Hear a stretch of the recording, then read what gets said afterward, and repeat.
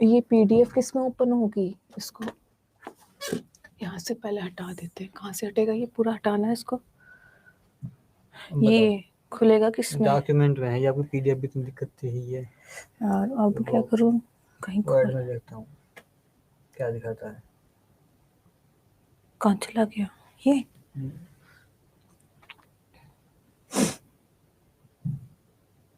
ये देखो ये तो लगी मुसीबत है। अरे घर पे तो खुल गया था लैपटॉप में। एक सेकंड रुको, मैं इसको नोट पे देखता हूँ ना, और नोट पे सॉल्व हो जाए।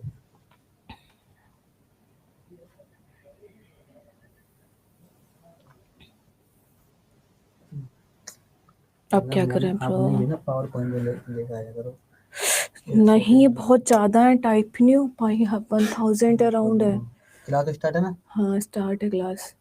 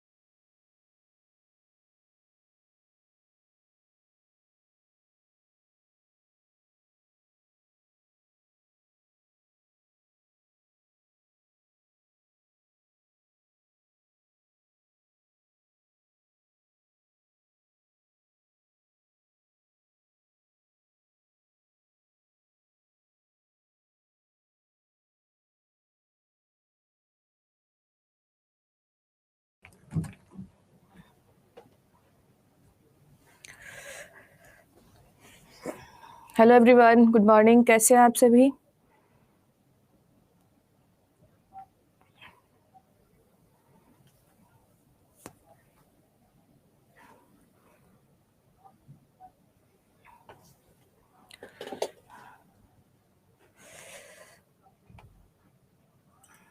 Good morning everyone. कल वाले ईडीएम याद कर लिए सबने?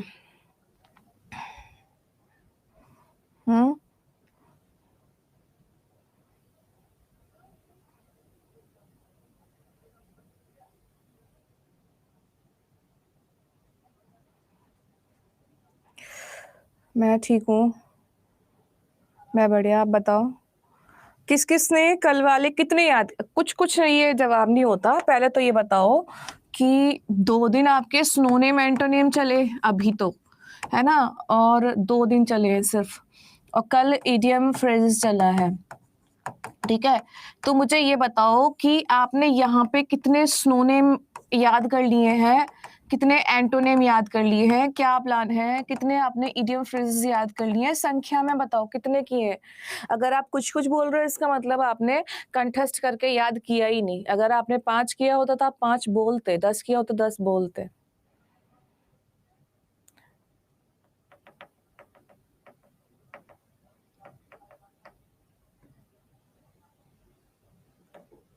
और अगर इस तरीके से आप इनको नहीं पर डे याद करोगे तो आप तो 100 भी याद नहीं कर पाओगे। 10 छोड़ो, मैंने तो सिर्फ ये कहा था कि 10 याद करना है, 10 याद करना है।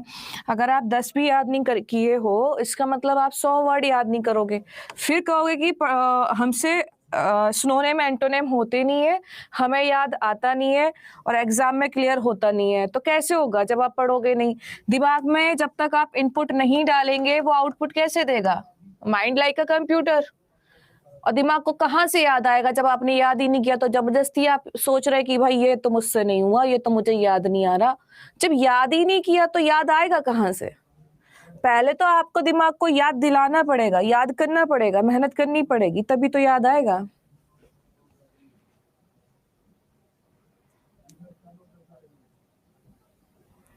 It's very bad, very bad. आपको फिर ये लगता है कि सिलेबस कंप्लीट होना चाहिए लेकिन याद बिल्कुल नहीं होना चाहिए है। सिलेबस टाइम से पहले कंप्लीट हो जाए लेकिन याद बिल्कुल मत करो। क्यों नहीं याद करते हो भाई? वीडियो नहीं शो हो रहा किसी को? एक बार रिफ्रेश दोबारा ज्वाइन करती हूँ, 1 सेकेंड। हाँ,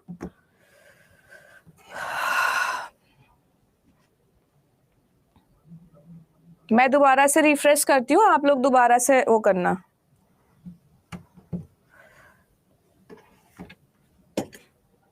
आ गया वीडियो? फाइन। अब बताओ क्या किया जाए? इडियम्स को आगे पढ़ाएं या नहीं पढ़ाएं? जब पढ़ नहीं रहे हो तो क्या मतलब है इस चीज का?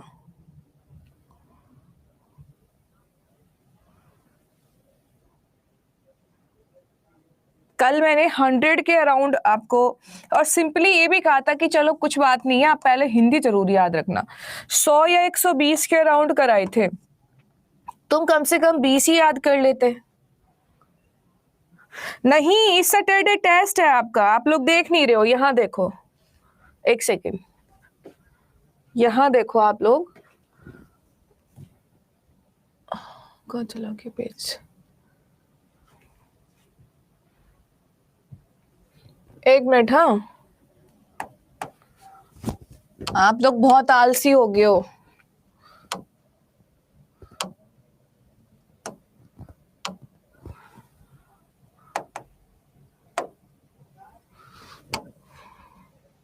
अब कहोगे हमारा टाइम वेस्ट हो रहा है, पढ़ा क्यों नहीं रहे हो? खुद नहीं पढ़ते बिल्कुल भी। खुद को पढ़ना ही नहीं है, बहाने बना लो, टाइम नहीं है, टाइम नहीं है। यहाँ देखो, आज की क्लास इडियम फ्रेजेस है, कल का क्या है? वन वर्ड सब्स्टिट्यूशन है। मैं शीट पकड़ाऊंगी आपको। फिर ये दिया हुआ है किस दिन का है? Class 23 doubt test practice session. तो कल क्या है? Friday, Saturday. बस। वीडियो नहीं आ रही? दोबारा मैं रिफ्रेश करके रिजॉइन कर रही हूँ, आप लोग भी रिजॉइन करना। बस वेट फॉर ए मिनट। एक बार सबके पास आ रही होगी वीडियो।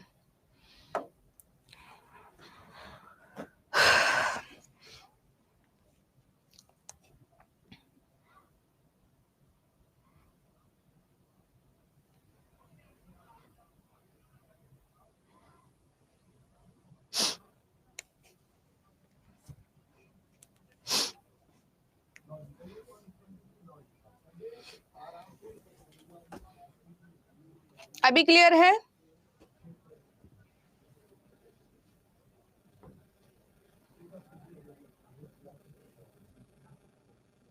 फरीन कह रही है 10 मिनट खत्म हो गए, और जो पिछले 24 घंटे में 10 वर्ड याद नहीं किए उसका क्या? हाँ, यहाँ पे आपको 1-1 मिनट की फिक्र होती है, लेकिन घर के इस क्लास के बाद 1 मिनट की भी फिक्र नहीं होती। ये बता दो मेरे को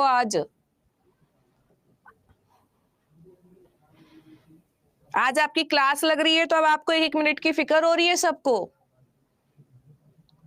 क्या क्लास के बाद हो जाने के बाद तब नहीं लगता आपको कि 10 मिनट निकल गया, 20 मिनट निकल गया? 10 मिनट में तो हम 5 वर्ड याद कर लेते, या 10 मिनट में क्वेश्चन याद कर लेते, 5 मिनट में क्वेश्चन याद कर लेते। कैसे एग्जाम क्लियर करोगे? आप तो आलसी हो 1 नंबर के। पढ़ लिए आप, ऐसे नहीं पढ़ाई होती। मजाक समझ के बैठ जाते हो कंपटीशन एग्जाम को। जो एग्जाम आपकी जिंदगी बनाएगा उसके लिए तुम बिल्कुल सीरियस नहीं हो।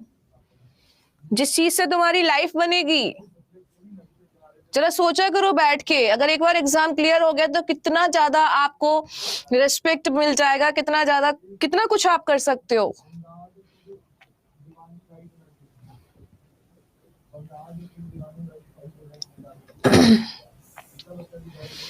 वो शीट आप सभी के पास है, जब तक आप उसको याद नहीं करेंगे मैं आगे नहीं बढ़ूंगी। वो आपके पास है 1000 अराउंड वहां पे है, 500 प्लस है एकदम, तो मैं आगे नहीं बढ़ूंगी उसमें। आज मैं यहाँ से आपको एमसीक्यूज करा रही हूँ, लेकिन नहीं देखना। क्लियर दिख रहा है आप लोगों को? एक बार बताना, क्लियर शो हो रहा है?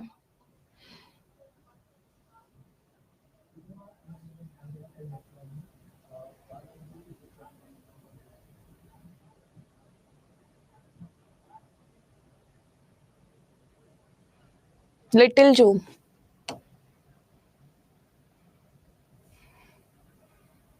हो गया? फाइन, देखना एक बार चेक करना। ओके तो देखो, जो मैंने आपको फाइल दी थी इडियम फ्रेजेस की, अगर वो कंप्लीट होती तो इस प्रकार से एमसीक्यूज बनते। अब मैं आपको दिखा रही हूँ, इस प्रकार से भी एमसीक्यूज आ जाते हैं, कई बार डायरेक्ट भी पूछ लिया जाता है। तो इस फाइल के अंदर दोनों टाइप के क्वेश्चन है, डायरेक्ट भी और सेंटेंस के अंदर किस तरीके से आपके इडियम फ्रेजेस आते हैं वो भी है। ठीक है, चलो पहला क्वेश्चन देखा, इसको कहते हैं दिल पे लगना बात का। पंकज कह रहे हैं इनके भरोसे थोड़े ही हैं। फिर कह रहे हैं इनके बिना ही एग्जाम क्लियर हो जाएगा। बहुत अच्छी बात है, इतना कॉन्फिडेंस आपके अंदर है, इट्स वेरी गुड। लेकिन लग गई बात फिर भी हाँ, लगता है फिर भी चुप गई इनके भरोसे नहीं है लेकिन चुप गई बात, बट आई लाइक इट। चलो पहला क्वेश्चन स्क्रीन पे आ गया है। For his एलिज्ड involvement in espionage he is under a cloud these days. तो अंडर अ क्लाउड नहीं, कल का पीडीएफ नहीं लाए हम, है लेकिन यहाँ पे ओपन नहीं किया है। Under a cloud these days, तो अंडर अ क्लाउड का मतलब क्या होता है वो आपको इन ऑप्शंस के अनुसार चुनना है। Experience cloudy weather, enjoying favourable luck, under suspicion, under observation. तो जब आप इस टाइप के क्वेश्चन करेंगे तो आप एक छोटा सा काम कीजिए जिससे आपका समय बच जाएगा, कि ट्रिक छोटा सा दिमाग में रखें और लॉजिक के बेस पे चले। तो पहला लॉजिक ये होता है इडियम फ्रेजेस करने का, कि जितने भी इडियम फ्रेजेस होते हैं उनका एक फिक्स मीनिंग होता है। फिक्स मतलब एक स्पेसिफिक मीनिंग होता है, विशेष अर्थ होता है।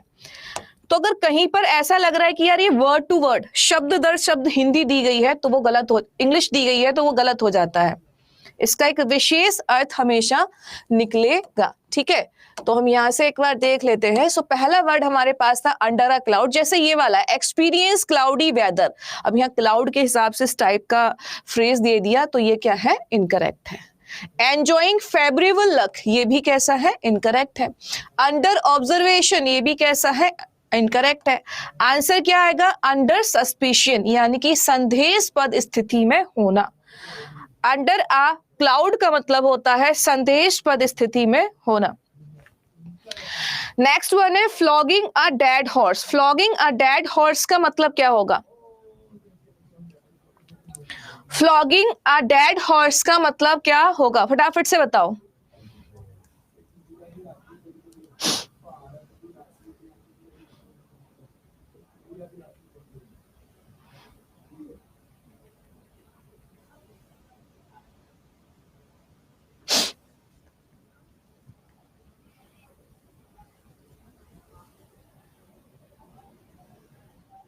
चलो ध्यान दीजिए।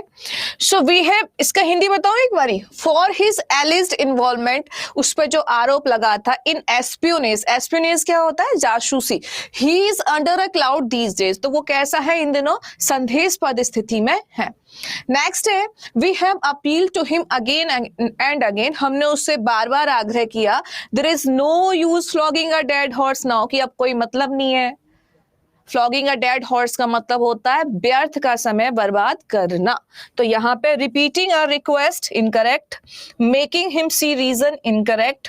बीटिंग अबाउट द बुश, तो कल हमने कराया था, जिसका मतलब था घुमा फिरा के बातें करना। और ध्यान हो तो हमने यहाँ वर्ड भी एक कराया था वहां पे, राउंड अबाउट मैनर। क्या था?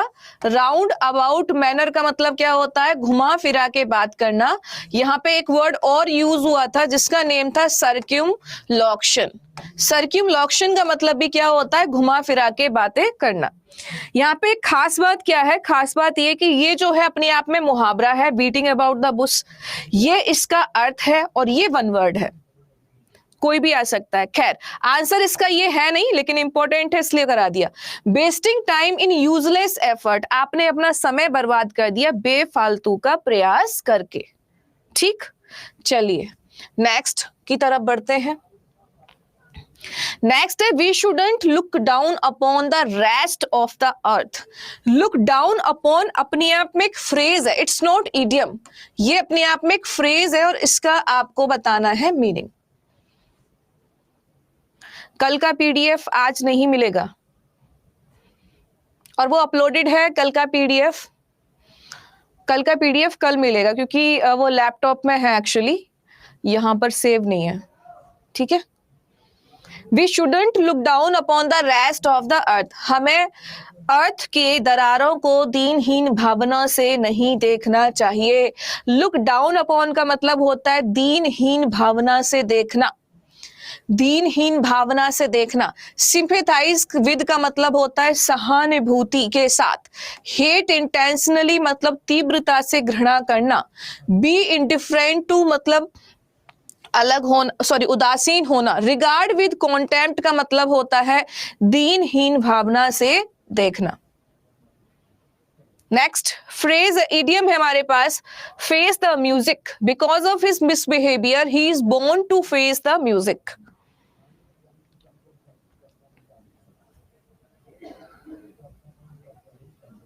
Because of his misbehavior, he is born to face the music. आपको बताना है कौन सा इसमें सही आंसर बनेगा। फेस द म्यूजिक ट्राई कर सकते हो, कई बार सेंटेंस के कॉन्टेक्स्ट के अकॉर्डिंग भी आप चूज कर सकते हो।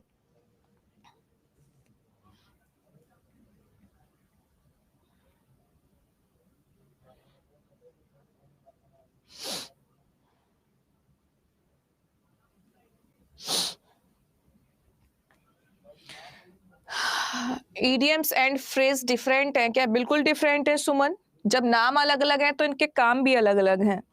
ठीक है, देखो ईडियम का मतलब क्या होता है? मुहावरा होता है। जैसे ये वाला है फेस द म्यूजिक, ये अपने आप में मुहावरा है। ये इसको मैंने फ्रेज इसलिए क्या कहा है, मैं आपको बता देती हूँ। यहाँ पर फ्रेज क्या होता है ना, फ्रेज में एक्चुअली ये वर्बल फ्रेज है, सॉरी इसको हम फ्रेजल वर्ब के नाम से भी जानते हैं। तो यहाँ पे आपको दिख रही होगी एक वर्ब है लुक, और फिर डाउन और अपॉन दोनों ही प्रेपोजिशन है। तो जब वर्ब के साथ प्रेपोजिशन जुड़ता है तो वो बन जाता है फ्रेज या फ्रेजल वर्ब, इसीलिए इसको हमने फ्रेज कहा। लेकिन यहां आप अगर देखेंगे फेस द म्यूजिक, इसमें ऐसा नहीं कि वर्ब के साथ प्रेपोजिशन जोड़ी गई है, तो इसलिए इडियम है। ठीक, तो फेस द म्यूजिक का आपको आंसर बताना था। आगे सभी का ए बी सी सभी ने यही आंसर किया है, वेल डन, ए होगा। देखो अब समझो यहां से कैसे आउट करते हैं। बिकॉज ऑफ हिज मिसबिहेवियर, उसके गलत बर्ताव के कारण, he is born to face the music. अब सोचो जरा, गलत बर्ताव के कारण उसने क्या झेला होगा? सोचो, गेट फिनिश्ड खत्म हो गया, no. Feel sorry, face the music का मतलब होता है गेट रिप्रिमेंडेड, यानी कि बहुत बुरी चीजें झेलना, इसको हम कहते हैं या बहुत बुरा परिणाम झेलना। रिप्रीमेंड का मतलब वैसे तो डांटना होता है या फटकार लगाना होता है। तो अगर कोई आपको फटकार लगा रहा है या डांट रहा है तो इसका मतलब क्या, आप बुरा झेल रहे हो, है ना। तो राइट आंसर क्या बनेगा? गेट रिप्रीमेंडेड, या आप इसको और क्या कह सकते हो? Unpleasant consequence. कॉन्सिक्वेंस का मतलब होता है परिणाम। राउंड अबाउट मैनर का मतलब होता है घुमा फिरा के बातें करना। चलिए नेक्स्ट की तरफ बढ़ते हैं, अब थोड़ा स्पीड में जाएंगे, ठीक है। नेक्स्ट है टोकन स्ट्राइक। नेक्स्ट हमारे पास क्या है? Token strike. फटाफट से बताओ टोकन स्ट्राइक का क्या बनेगा सही अर्थ? टॉकन स्ट्राइक, कोशिश कर सकते हो, ब्लैक पेन का यूज करें। Are you sure? ये भी ब्लैक है, दूसरा भी ब्लैक हो जाएगा।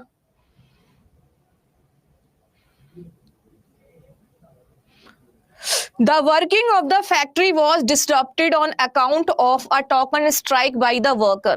देखो यहाँ पे दो चीजें आपको देखने की मिलेगी, ईडीएम भी फ्रेज भी, लेकिन चूंकि यहाँ पे हमने ईडीएम को हाईलाइट किया है तो ईडीएम दिख रहा है। अगर हम चाहें तो यहाँ फ्रेज को भी हाईलाइट कर सकते हैं, और फ्रेज है यहाँ पे on account of. On account of अपने आप में फ्रेज है, जिसका मतलब होता है के उद्देश्य से। क्या होता है? के उद्देश्य से। The working of the factory was disrupted, यानी कि फैक्ट्री का काम क्या हो गया? बाधित हो गया। ऑन अकाउंट ऑफ, किस उद्देश्य से? A token strike by the workers, लोगों के द्वारा, मतलब जो कार्य करने वाले लोग हैं उनके द्वारा एक छोटी सी हड़ताल करने पर। टोकन स्ट्राइक का मतलब होता है बस छोटी सी वार्निंग टाइप हड़ताल करना, एक दिन की छुट्टी कर देना, लाइक इस टाइप से हड़ताल करना। तो टोटल स्ट्राइक इसको हम नहीं कहेंगे, है ना। केयरफुली प्लान्ड स्ट्राइक भी इसको हम नहीं कहेंगे। Short strike held as a warning, छोटी सी स्ट्राइक जो वार्निंग करके छोड़ दिया जाए, तो उसको हम कहते हैं टोकन स्ट्राइक। नेक्स्ट वन आ रहा है फेल फॉल ऑफ, इसका आपको बताना है मीनिंग, जल्दी से बताओ। Fall foul of, by opposing his proposal he fell foul of him, उसके प्रस्ताव को ठुकराकर, गाना सुना होगा, अंजाम क्या होगा?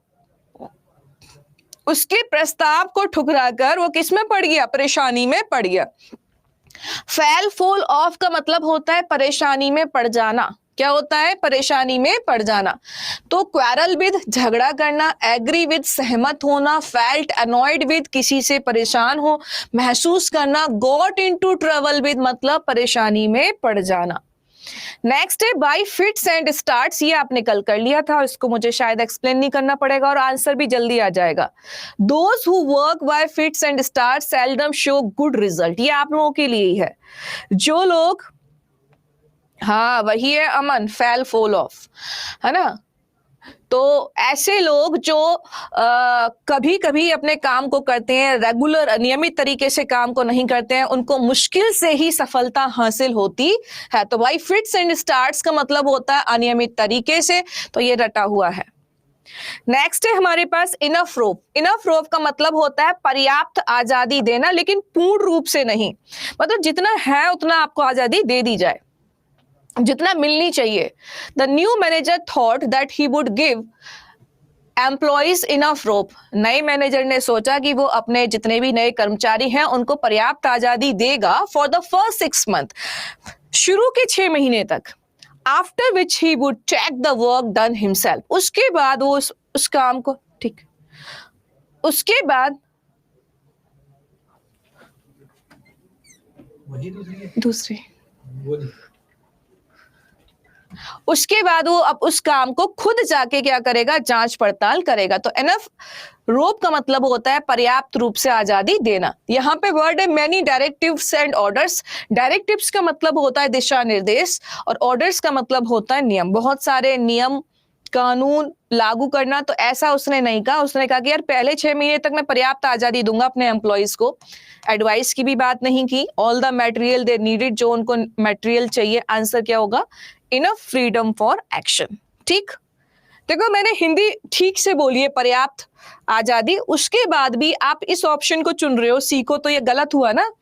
All the material they needed, मैंने कहा पर्याप्त आजादी मिलेगी, आपने चूज कर लिया कुछ लोगों ने कि जो भी उनको मटेरियल की जरूरत है वो उनको दे दिया जाएगा। ऐसा नहीं है, पर्याप्त आजादी दे दी जाएगी, उतनी छूट दे दी जाएगी काम करने की जितना उनको मिलना चाहिए। आंसर था इसका डी।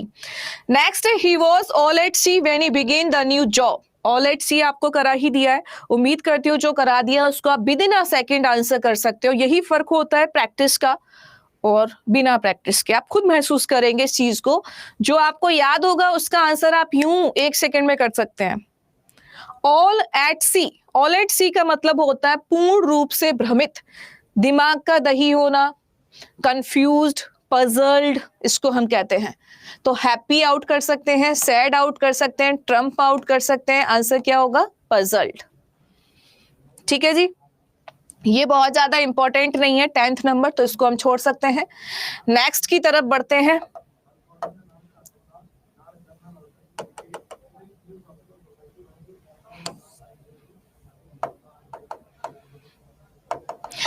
इलेवन को बताइए, 11 number. The failure of crops in successive years put the farmer in a tight corner. In a tight corner का आपको मीनिंग बताना है। In a tight corner, जैसे अभी बरसात पे बरसात हो रही है, पानी भर गया, बहुत सारी दिक्कतें हो रही है, तो क्या हो रहा है, इससे जो आम लोग हैं वो कैसे किस में आ गए, प्रॉब्लम में आ गए, परेशानी में आ गए। तो इन अ टाइट कॉर्नर का मतलब होता है परेशानी में आ जाना। ठीक है, तो in a tight corner, in a close room, in a small field, in a meadow, in a difficult situation. A wild goose chase का मतलब होता है निरर्थक प्रयास। बनाओ इसका answer. The effort to trace the culprit was a wild goose chase, यानी कि दोषी को जो ढूंढने का प्रयास रहा वो बेकार रहा। मीडो घास के मैदान ही होते एक तरीके से।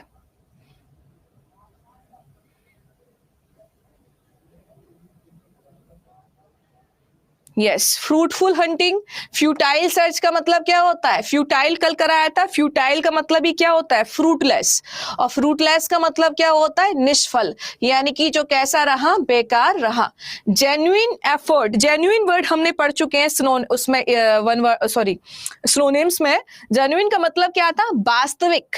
तो वास्तविक प्रयास मतलब रियल एफर्ट, तो ये भी आउट है। सीख का मतलब प्रयास करना होता है, ध्यान रखना, सीख का मतलब भी प्रयास करना होता है, और अटेम्प्ट का मतलब भी प्रयास करना होता है, और एफर्ट का मतलब भी प्रयास करना होता है। आइडियल सीकिंग, तो ये भी eliminate, right answer will be B. Next one,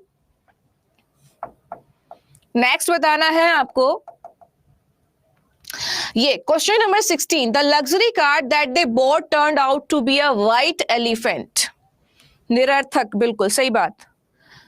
अब व्हाइट एलिफेंट का आंसर करें।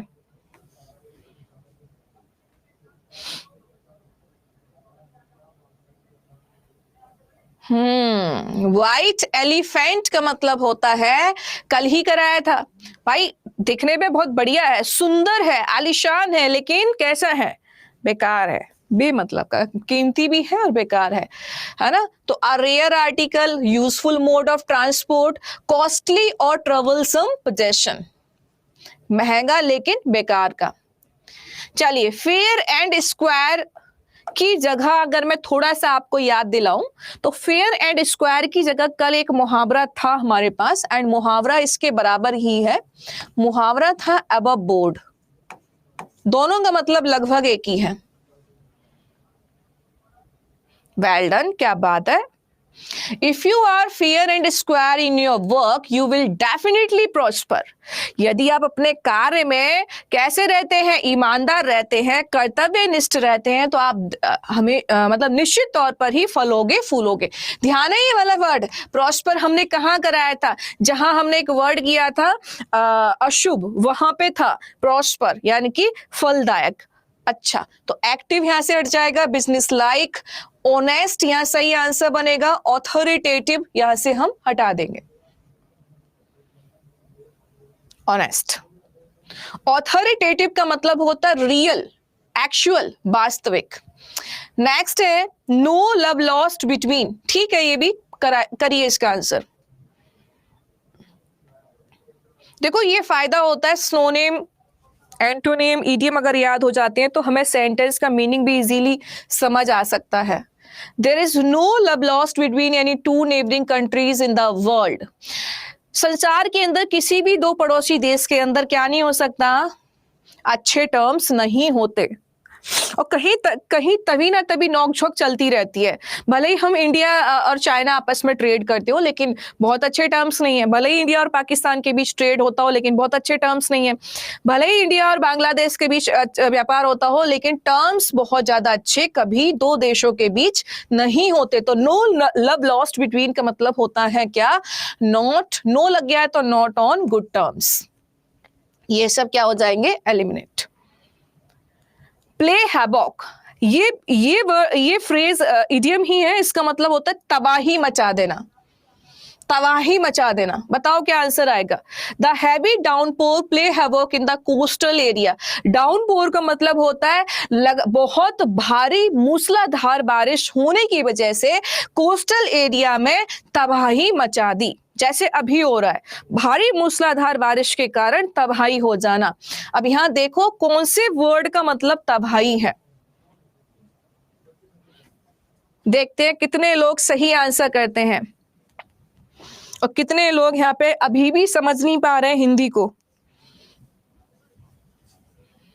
जब हमने कहा कि तबाही मचा देना, ठीक, मैंने ये नहीं कहा कि बाढ़ का आ जाना, नहीं कहा मैंने। आप इसको क्यों यूज कर रहे हो, कॉज फ्लड, फ्लड का कारण बनना। अरे फ्लड तो तबाही लेके आती है, ये कह रहा है भारी बारिश के कारण फ्लड का कारण बना, नहीं, भारी मूसलाधार बारिश के कारण तबाही हो गई। तो प्ले हैवॉक का मतलब होता है तबाही करना, तो ये तो वैसे ही नहीं है।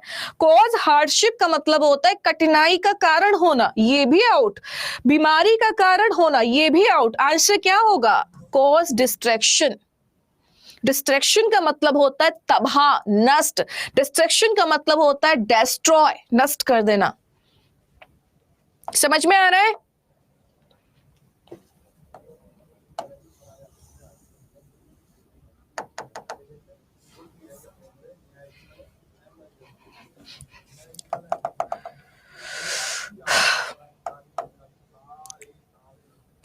चलो, ग्रीन थंब करा दिया है, वैसे कर सकते हो, कोई बात नहीं। इंपॉर्टेंट तो वैसे आपका ये 21 है। ग्रीन थंब का मीनिंग बताओ, ट्राई कर सकते हो, बट ये इंपॉर्टेंट है। ग्रीन थंब का मतलब होता है, जैसे कुछ लड़कियों को शौक होता है गार्डनिंग करने का, तो कुछ ना कुछ बोते रहने का, जो शुरू से ही होता है, हॉबी होती है एक तरीके से, उनको अच्छा लगता है। तो ग्रीन थंब का मतलब वही होता है, to have a natural interest in gardening. Next है took to his heels. When he saw the snake he took to his heels. जैसे ही उसने सांप देखा तो वो भाग गया। बनाओ, जल्दी से बताएं। टुक टू हिज हील्स का मतलब क्या होगा। Yes, well done. Ran away in fear, ran away in fear, भाग जाना। नेक्स्ट है hard and fast. Hard and fast भी इजी है और एग्जाम के पॉइंट ऑफ व्यू से ठीक है, ज्यादा वो नहीं कह सकते कि नहीं है। Hard and fast, he has to abide by the hard and fast rule of the company. Abide by का मतलब होता है, ये फिक्स प्रेपोजिशन का एक रूल है, इसका मतलब होता है अनुपालन करना। जैसे कुछ वर्ड होते हैं ना, उनके साथ प्रेपोजिशन फिक्स होती है। हार्ड एंड फास्ट का मतलब क्या होता है कि बहुत ज्यादा क्या नहीं है, स्ट्रिक्ट नहीं है। He has to abide by the hard and fast rule, strict कहते हैं उसको, हार्ड एंड फास्ट को, rule of the company. Off and on अपने आप में एक फ्रेज है, इसका मीनिंग बताएं। She goes to her mother's house off and on. वह अपने मम्मी के घर कभी कभार जाती है।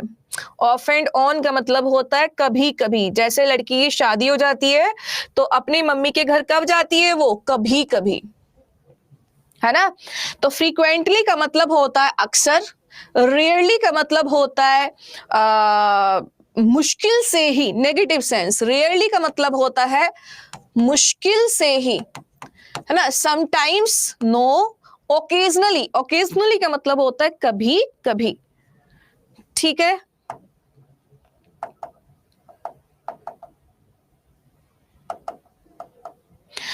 नेक्स्ट है हमारे पास important 28। Very ambitious people do not like to rest on their laurels.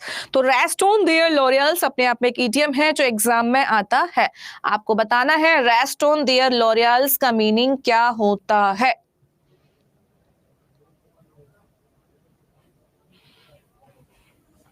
कोशिश कर सकते हो।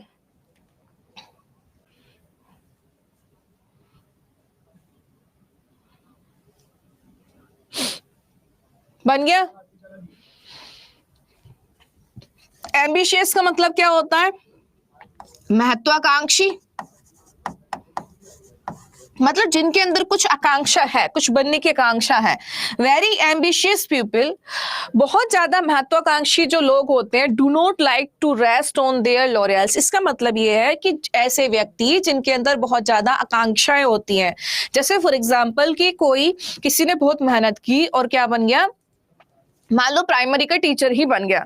अब जब वो प्राइमरी का टीचर बन गया तो उसके अंदर कॉन्फिडेंस आया कि यार चल एक बार और ट्राई करते हैं, अब ट्राई करते हैं नेक्स्ट लेवल के लिए।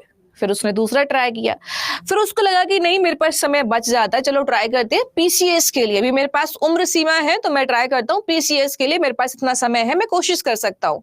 तो वो व्यक्ति कैसा है, वो व्यक्ति है वो सेटिस्फाइड नहीं है खुद से, वो सेटिस्फाइड नहीं है खुद से, क्योंकि उसके वो संतुष्ट नहीं होते। ऐसे जो महत्वाकांक्षी लोग होते हैं वो कभी भी एक सफलता को पाकर क्या नहीं होते, संतुष्ट नहीं होते, आराम से बैठ नहीं जाते, वो हमेशा अथक प्रयास करते रहते हैं। तो इसका मतलब होता है to be complacent. To be complacent का मतलब होता है ऐसे लोग कैसे होते हैं, मेहनती होते हैं, परिश्रमी होते हैं, और वो थकते नहीं है, कुछ ना कुछ हमेशा लाइफ में करते रहते हैं, एक ही चीज से संतुष्ट होकर नहीं बैठ जाते। नेक्स्ट वन, ये करो फटाफट से। If he phones again I am going to give him a piece of mind.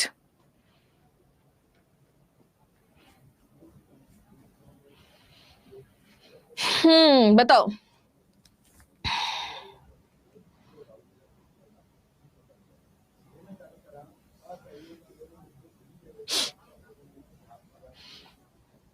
अच्छा, कभी ऐसा हुआ है बहुत गुस्साई हो गई, अब अगर इसने दोबारा फोन किया तो अब की बार मैं इसको बता ही दूंगा।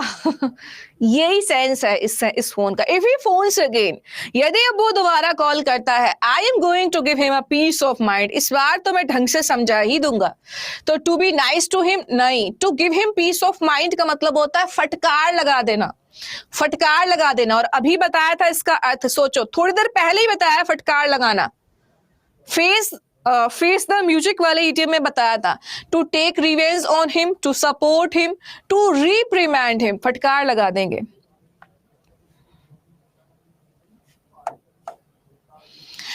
चलिए नेक्स्ट की तरफ बढ़ते हैं फटाफट से।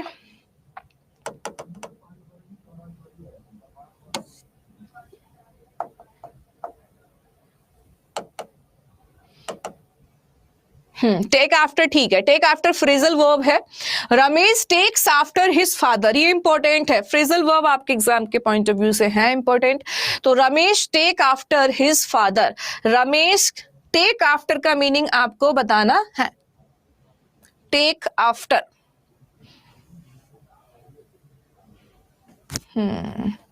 देखो मैंने अभी क्या पॉइंट कहा, मैंने फ्रेज नहीं कहा, मैंने कहा फ्रेजल वर्ब है। फ्रेजल वर्ब जो होती है उसका फिक्स अर्थ होता है।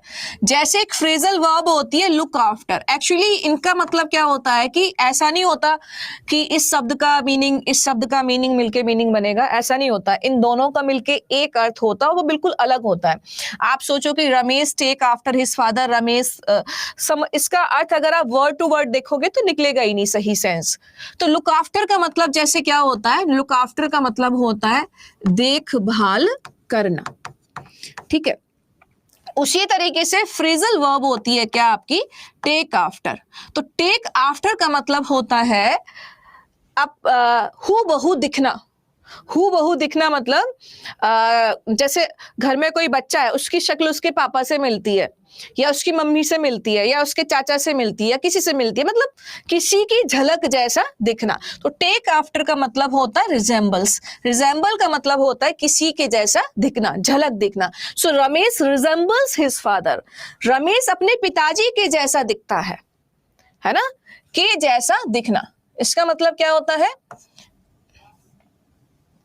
पैन हट गया क्या, इसका मतलब क्या होता है कि, अरे यार हट क्यों नहीं रहा, के जैसा दिखना, ठीक है। चलो नेक्स्ट है, दोनों याद हो गए, लुक आफ्टर और टेक आफ्टर।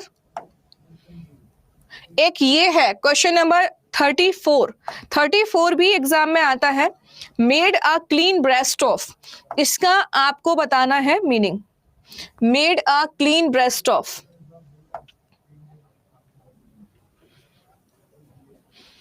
लुक आफ्टर देखभाल करना, टेक आफ्टर के जैसा दिखना, made a clean breast of,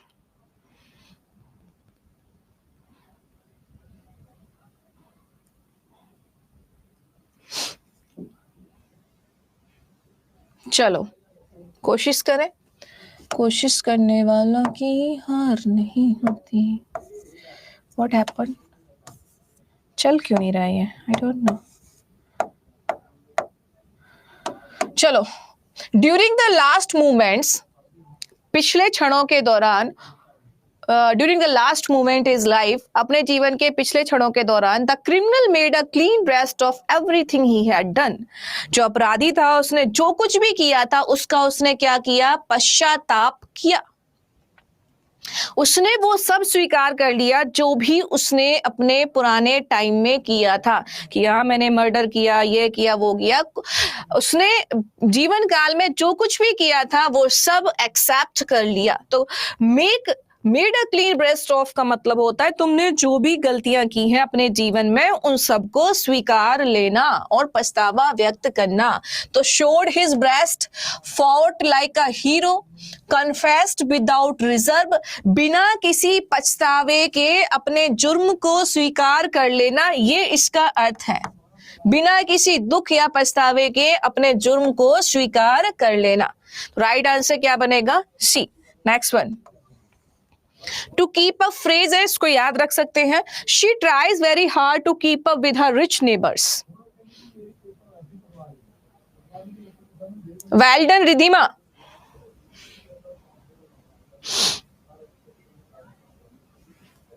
very good. चलिए आंसर आ गया।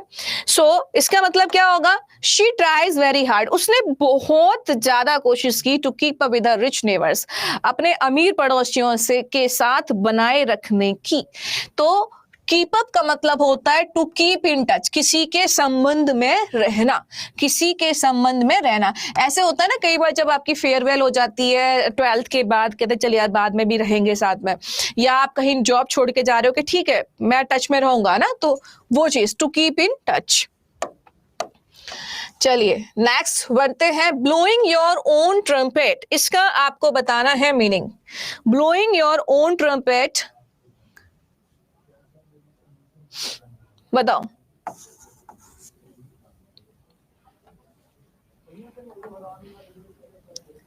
वेरी गुड, इसका मतलब होता है अपने मुंह मियां मिट्ठू बनना, है ना। तो ये तो सिंपल है, पहले करा रखा है। Praise your own abilities and achievements, अपनी योग्यताओं को जो तुमने की हैं उनके बारे में तारीफ स्वयं करना। एन एक्स टू ग्रिंड, ये मैंने कल कराया था, फटाफट से बता दो, इंपॉर्टेंट है ये भी। एन एक्स टू ग्रिंड का मतलब होता है अपने स्वार्थ के लिए कुछ भी कर जाना, तो स्वार्थ ही होना एक टाइप का। I knew he had an axe to grind and turned down his offer of help. स्वार्थ होना, अपने स्वार्थ से चीजों को करना। जल्दी बताइए, मिल गया, very nice. See, a private interest to serve, very good, यानी कि अपना निजी, प्राइवेट का मतलब क्या होता है, अपना निजी क्या होना, इंटरेस्ट होना चीजों को करने में। इसका मतलब यही है कि तुमने स्वार्थ के कारण से क्या किया है। नेक्स्ट वन है an open book. An open book easy है, फ्रेज भी है, कहते हैं ना संत महात्मा खुली किताब होते हैं। तो एन ओपन बुक का मतलब होता है कुछ भी मन में ना होना, कुछ भी अंदर ना होना, सब जैसा अंदर से है वैसा ही बाहर से, मतलब डबल फेस नहीं होते ऐसे लोग। An uncomplicated one that held no secret, an example to all, an interesting biography, एक ऐसा व्यक्ति जो कोई भी रहस्य अपने साथ नहीं रखता, उसको हम कहते हैं an open book, खुली किताब होना। ठीक है, कुछ और देख लेते हैं इंपॉर्टेंट इसी तरीके से। नेक्स्ट है हमारे पास, क्या है, हाँ, reading between the lines. Reading between the lines का मतलब होता है कि कोई व्यक्ति अपनी बात को पूरा भी नहीं कर पाया, उससे पहले ही आपने उसकी बातों को अज्यूम करके पेश कर दिया। रीडिंग बिटवीन द लाइंस का मतलब ये होता है। Reading between the lines I realise that my friend wanted to keep something from me, यानी कि आपका दोस्त पूरी बात कह भी नहीं पाया, उससे पहले ही आप समझ के, जैसे श्री कृष्ण और सुदामा के केस में हुआ कि वो कुछ कह भी नहीं पाते थे, उससे पहले ही उनके जो दोस्त हैं कृष्ण वो समझ जाते थे, तो पहले ही समझ जाना। तो looking for meaning that one are not actually expressed, reading carelessly, reading with anxiety, glancing over the lines, तो ये सब क्या है, सारे के सारे तीनों ऑप्शन गलत हैं, BCD। आंसर क्या होगा? A. Looking for meaning, look for, यहाँ पे ये मत ढूंढना कि मीनिंग ढूंढने का, यहाँ पे लुक फॉर का मतलब होता है सर्च, ये भी फ्रेज है, फ्रेजल वर्ब है। लुक फॉर मीनिंग, ऐसे अर्थ को निकाल लेना, ढूंढ लेना that are not actually expressed, जो वास्तव में एक्सप्रेस किया ही नहीं गया। नेक्स्ट है to give the devil his due, इसको छोड़ सकते हो। ईट हम्बल पाए, इसको बताओ। और एक हॉब्सन चॉइस एग्जाम में आया हुआ है, आई थिंक टीचर्स एग्जाम में किसी में आया है ये, तो 44 वाला इंपॉर्टेंट है। टू ईट हम्बल पाए का मीनिंग और बता दें, 50 तक तो कर ही लेते हैं complete. The king had been made to eat humble pie, to eat slowly, to have an excellent dish, to eat a good pie, to apologize. एक बात ध्यान रखना, ऐसे अर्थ नहीं होते जो वास्तविक अर्थ ने, विशेष अर्थ होते इडियम्स के। Well done. The king had been made to eat humble pie, मतलब किंग मान गया कि चलो ठीक है मैं इस गलती को स्वीकार करता हूँ, अपोलोजाइज करता हूँ। जैसे अभी MP में हुआ, MP में किसी आदिवासी के ऊपर वो केस आपने सुना होगा, जिस पर MP के मंत्री शिवराज सिंह ने उस गलती को स्वीकारा, माना कि हाँ हमारे यहाँ पे उससे गलती हुई है और हम उसके पैरों को धोएंगे। तो ये क्या किया? Apologise, to eat humble pie, to apologize. Next, Hobson's choice. He was given Hobson's choice by the employment. Hobson's choice का मीनिंग बताना है क्या? कोशिश कर सकते हो, नहीं पता होगा तो मैं बताऊंगी ही।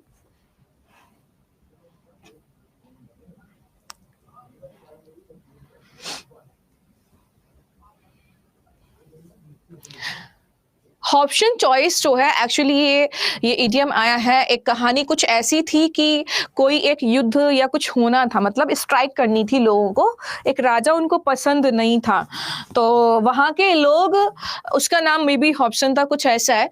तो अगर उसने कह दिया कि वहां जाके स्ट्राइक करनी है तो करनी ही है, उसने बोल दिया कि यहाँ इतनी देर खड़ा होना है तो होना ही है, उन लोगों के पास कोई चॉइस ही नहीं बचती थी। तो ऑप्शन चॉइस का मतलब होता है no real choice at all, कोई चॉइस ही नहीं है। इसका मतलब क्या होता है कि कोई भी चॉइस है ही नहीं, no real choice at all. ठीक, 45 with a grain of salt, reading between the lines हो ही गया है, 45 रहने दो, बाई फिट्स एंड स्टार्ट्स हो ही गया है। Put up with, put up with देख लो एक बार, पुट अप विद इंपॉर्टेंट है, कई बार इस पर बेस्ड एग्जाम में एरर भी आ जाता है, ये फ्रेज ही है, phrasal verb. I can not put up with your misconduct any longer, तुम्हारे इस बर्ताव को मैं और ज्यादा बर्दाश्त नहीं कर सकता। मिसकंडक्ट मतलब गलत बर्ताव, पुट अप विद मतलब बर्दाश्त करना, हाँ, एनी लॉन्गर मतलब बहुत ज्यादा समय के लिए मैं तुम्हारे इस बर्ताव को बर्दाश्त नहीं कर सकता, tolerate. Well done everyone.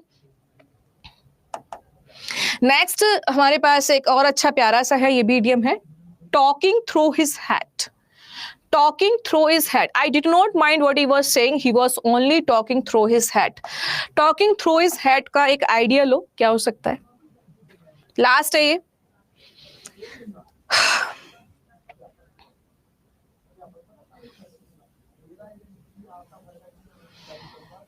I did not mind, मैं नहीं बुरा माना what he was saying, उसने जो कुछ भी कहा था, he was only talking through his head, वो केवल फालतू की बातें कर रहा था, व्यर्थ की बातें, बेमतलब की बातें। तो टॉकिंग थ्रू हिज हेड का मतलब होता है बेमतलब की बातें। आंसर अब बताओ, बेमतलब की बातें, बकवास एकदम। Talking ignorantly, out. Talking insultingly, out. Talking irresponsibly, out. Talking nonsense, yes, इसका मतलब होता है talking nonsense. Talking through his hat मतलब टॉकिंग नॉनसेंस। नेक्स्ट है he is so furious that he would go through fire and water. चलो इसको छोड़ दीजिए, रैंड रेउट इसको भी छोड़ दीजिए। ये रेड लेटर डे अपने आप में इंपॉर्टेंट है और इसका मतलब भी यही होता है महत्वपूर्ण दिन। रेड लेटर डे अपने आप में इंपॉर्टेंट इडियम है और ये एग्जाम में खूब आता है और इसका मतलब होता है महत्वपूर्ण दिन। ठीक है, तो आंसर सोचो क्या हो जाएगा, यहां से ढूंढ पाओगे आंसर? जल्दी से बताओ।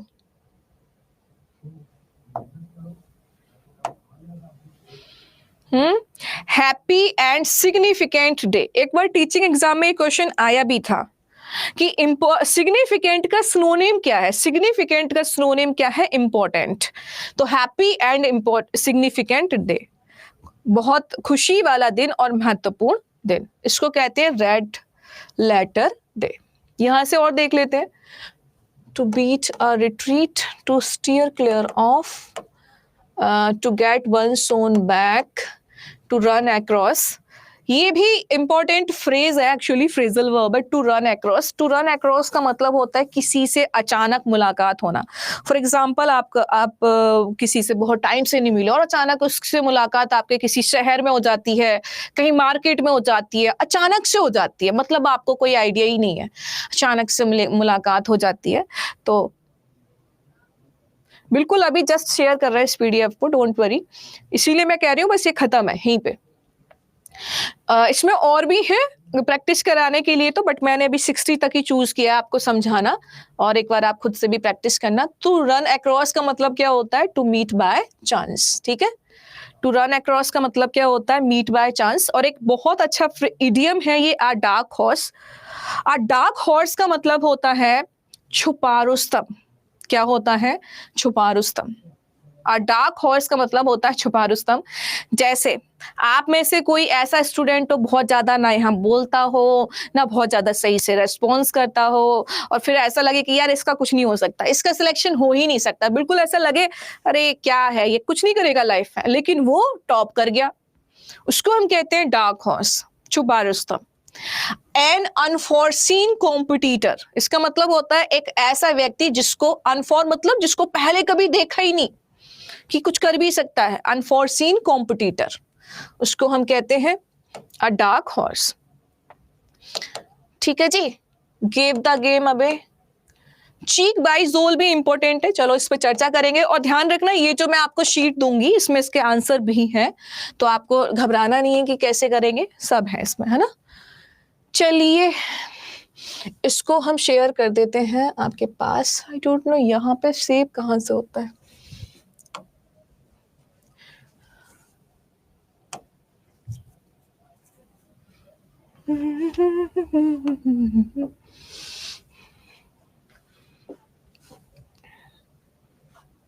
ऑप्शन ही नहीं शो हो रहा है।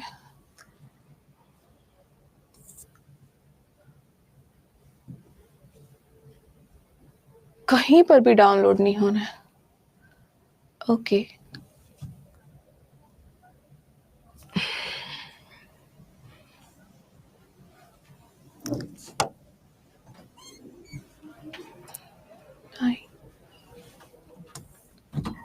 ज्वाइन भी नहीं हो रहा है।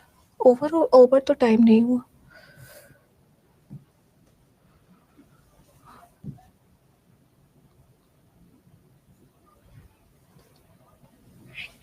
ये पीडीएफ डाउनलोड कहाँ से होती है?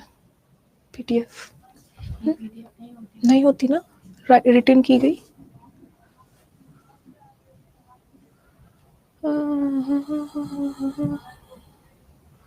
No class open. हाँ क्लास ओपन। ये वो करती हो, हाँ पिन कैसे करती हो पीडीएफ?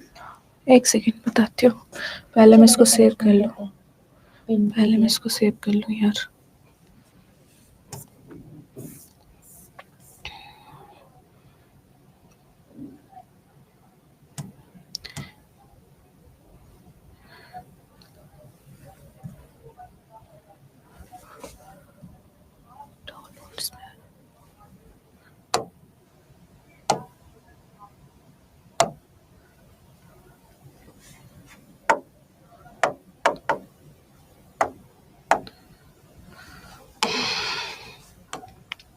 यहाँ से सेंड कर दी, ठीक है, ऐसे ही तो हम करते हैं। हाँ देखना, गई यहाँ से, हाँ अब ये यहाँ आ जाएगी। यहाँ आ जाएगी तो यहाँ पे यहाँ। जाके हैंड आउट पे जाती है। हाँ इसके बाद इसको क्या करती हो तुम? पिन, यहाँ पे 3 डॉट आया, हाँ इसको अनपिन कर दो, हाँ यहाँ से इसको पिन कर दो। ठीक है, अब कल से ये कर देंगे, ये मुझे पता नहीं था। दिखाना भाई। चल आप लोग बड़ा परेशान हो रहे थे ना कि मैम पिन करना सीख लो, मैंने भी दीप्ति मैम से सीख लिया है, ठीक है, कल से इश्यूज नहीं होंगे। सीख लिया है मैंने परवेज, हिंदी इंग्लिश की पर हाँ वो तो है। चलिए हैंड आउट पीडीएफ नहीं खुलता, ये वाला देखो एक बार चेक करो खुला कि नहीं खुला। हो जाएगा, सीख लिए हैं आज हम। एक बार चेक करके बताओ कि ये ओपन हो रहा है कि नहीं हो रहा है पीडीएफ। खुल गया, चलो बढ़िया, ओके जाएं अब हम। चलो ये अच्छी बात है, अच्छी चीज सीख ली आज, बहुत परेशान थे इससे। ये ओपन हो जाता है, फाइन, बट ध्यान रखना उस पर वो हैंड रिटन नहीं आया होगा आज, बट मैं लैपटॉप से अपलोड कर दूंगी एक दिन, है ना। और इसमें जो बाकी क्वेश्चन रह गए ये 200 के अराउंड एमसीक्यूज हैं। अभी आज हमने 60 कवर किए इंपॉर्टेंट। अब आपके पास दोनों शीट है, एक वो शीट जहां पे प्रॉपर ईडीएम दिया है, उसका हिंदी मीनिंग दिया है और इंग्लिश मीनिंग दिया है, और एक ये शीट जहां पे आपको प्रॉपर एमसीक्यूज दिए गए हैं। तो आराम से पहले उसको याद करो और यहाँ पे प्रैक्टिस करो। और हालांकि टेस्ट वाले दिन इनमें से ये जो प्रैक्टिस शीट है क्योंकि आपके पास पहुंच चुकी है तो इसमें से टेस्ट नहीं दूंगी मैं, लेकिन जो इडियम्स आपको मैंने भेजे हैं उसी में से आपका प्रैक्टिस कराया जाएगा, एक टेस्ट लिया जाएगा इडियम्स का, सिनोनिम्स का, एंटोनिम्स का एंड वन वर्ड का। तो इनको आप याद कीजिए अच्छे से और आपसे मिलते हैं शाम को 7 बजे, ठीक है। चलो take care, bye bye, have a good day to all. आपसे मिलते हैं कल, thank you. And content rating और टीचर फीडबैक जो भी है आप प्लीज दे दिया करो। और दूसरी बात ये कि अगर आपको कंटेंट में कोई इशू आ रहा है तो प्लीज यहाँ पे शेयर कर दिया करो, क्योंकि अगर हमें यहाँ पे पता नहीं चलेगा तो वो इम्प्रूवमेंट कैसे होगा। अगर आपको कंटेंट से रिलेटेड कोई भी इशू आ रहा है तो प्लीज यहाँ पे अपना पॉइंट रख दिया करो कि ये चीज समझ में नहीं आ रही, ठीक है। चलो take care everyone, bye bye, आप सभी से मिलते हैं। और जो कल आपकी समस्याएं थी, जो भी आपने कल समस्याएं बताई थी वो हमने शेयर कर दी हैं और उम्मीद करते हैं कि आज आपकी वो समस्या खत्म हो जाएगी। प्लेलिस्ट वाली पीडीएफ बाद में ओपन नहीं होती है, ये वाली प्रॉब्लम, या हैंड रिटन नहीं आता है, तो आज शायद वो सॉर्ट आउट हो जाएगी शाम तक, ठीक है। Thank you, take care, bye bye. Science के लिए बात करते हैं अभी जाके, हाँ जी, इंटरफेस के लिए और बोल दिया है, don't worry, take care, bye bye.